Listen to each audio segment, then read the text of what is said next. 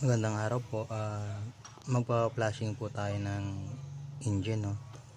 Ang gamit po natin ay Shell flashing oil. So ito po siya. Flashing oil. Okay.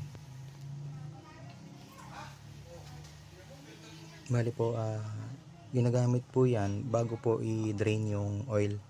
So bago siya i-drain yung oil. Yan po, ilalagay po siya sa oil cup.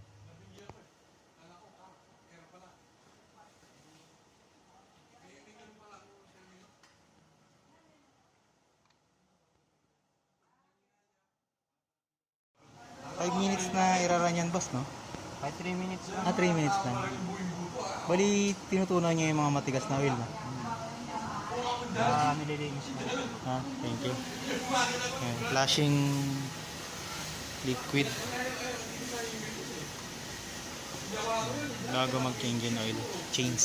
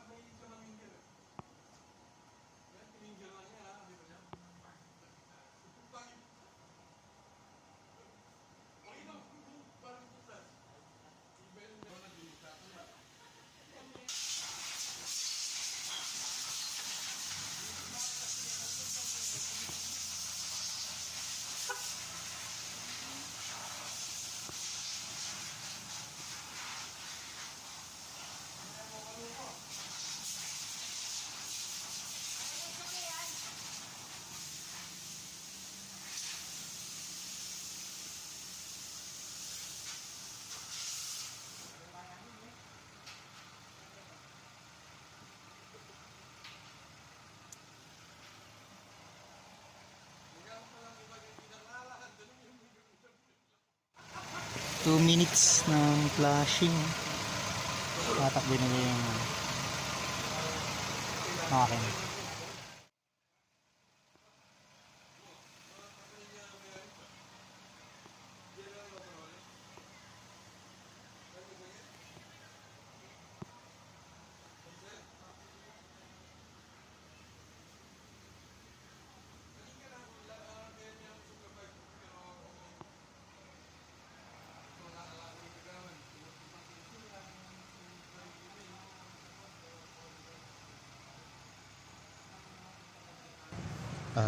Yung mga engine sludge po, no, yung parang tumigas na oil na kulay itim, usually pag luma na po yung makina natin, nakapwesto yan sa mga singit-singit ng parts ng makina natin, no.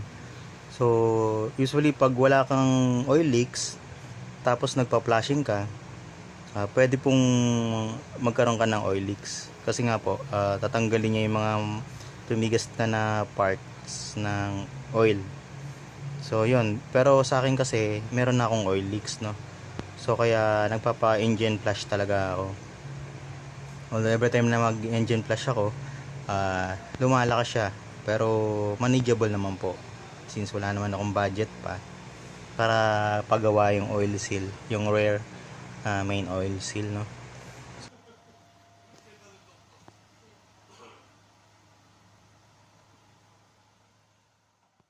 Basta naman yung battery niya. Check natin sir pagka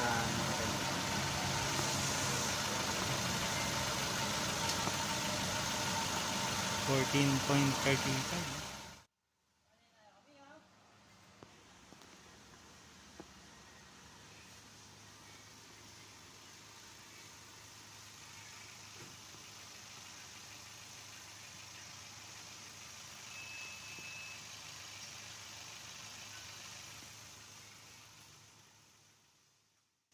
Binababad nila talaga na at least 2 minutes pag nagpa-flashing.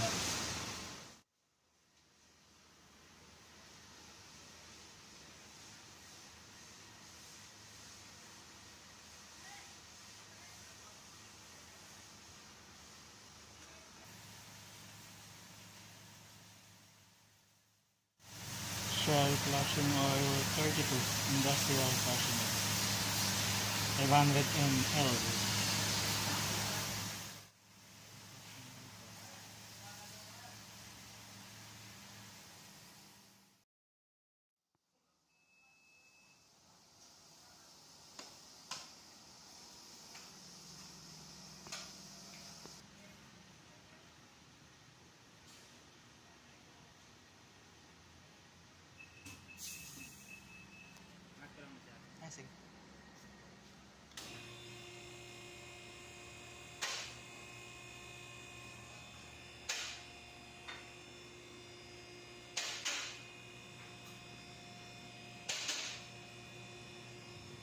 Yan po sa Saigon, makikita po natin yung tagas niya.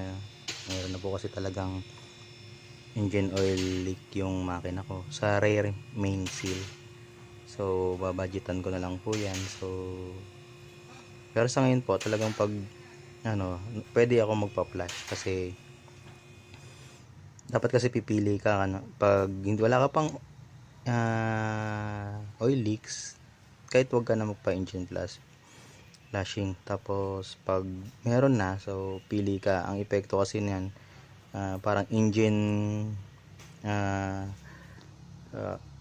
parang i-clear niya yung loob na lilinisin niya.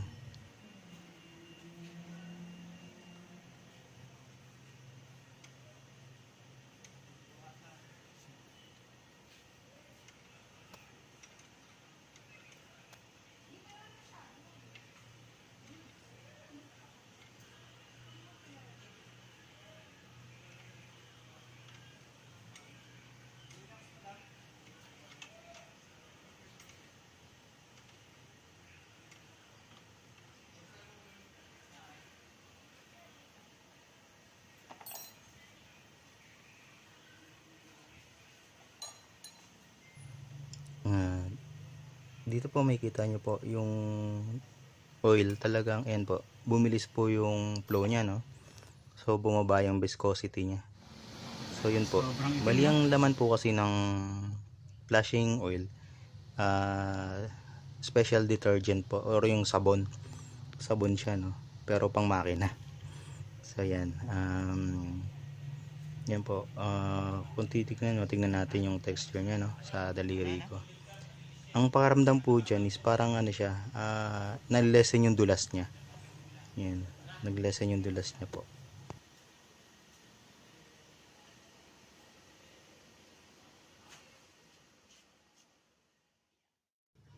Dito po makikita nyo po yung oil. Talagang kung anong kulay nung binuhos, puti rin po yung lumabas doon sa dipstick. Yung konting dumi, nakadikit na po yun sa metal. Matagal na yun. So yun po, para siyang as is po nung binuhos. Maganda po talaga yung epekto. So yun po, kaya lang po syempre desisyon nyo na po. Thank you. Ay sige, pang dagdag ko, may butas. Thank you.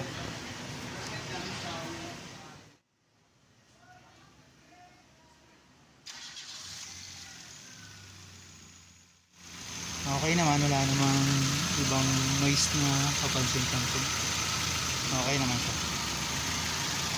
Wala namang side effect yung flashing niya. For now.